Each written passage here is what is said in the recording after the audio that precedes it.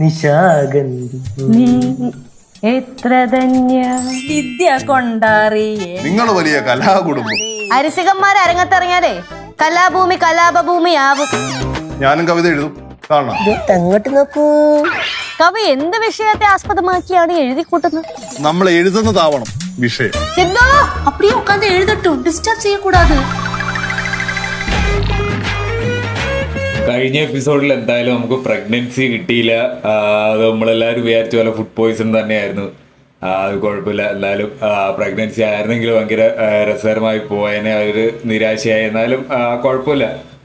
പുതിയ എപ്പിസോഡിൽ കുറച്ച് പരിപാടികൾ വന്നിട്ടുണ്ട്. ഒരു കവി ആ ഒരു സെറ്റപ്പ് പണ്ട് നമുക്ക് ബാലോചനൊക്കെ ഉണ്ടായിരുന്നപ്പം ഇങ്ങനത്തെ എപ്പിസോഡുകൾ വന്നിട്ടുണ്ട്. ഈ കവിത എഴുത്ത് പരിപാടിയുടെയൊക്കെ നമ്മുടെ കേശു കവിയായിട്ടൊക്കെ നിന്നിട്ടുള്ള എപ്പിസോഡുകളൊക്കെ നമ്മൾ കണ്ടിട്ടുള്ളതാണ്. അപ്പോൾ അതിൻ്റെ ഒരു കണ്ടിന്യൂഷൻ പോലെയാണ് എനിക്ക് തോന്നിയത്.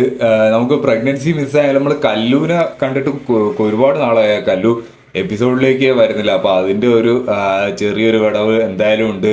നമുക്ക് എന്തായാലും പുതിയൊരു കുട്ടി വരുന്നില്ല. അപ്പം കല്ലുവിനെ കാണിക്കാൻ നമുക്ക് പാറക്കുട്ടി ഇല്ല. പാറക്കുട്ടി എക്സാമായിട്ട് പോയേക്കാന്നറിയാം. അപ്പോൾ കല്ലുവെങ്കിലും എപ്പിസോഡുകൾ വന്നു കഴിഞ്ഞാൽ നമുക്ക് ആ ഒരു പാറക്കുട്ടിയുടെ ഒരു എന്താണ് ഒരു സംഭവം ഒന്ന് നികത്താവുന്നതാണ്. അപ്പോൾ അത് എപ്പിസോഡിൽ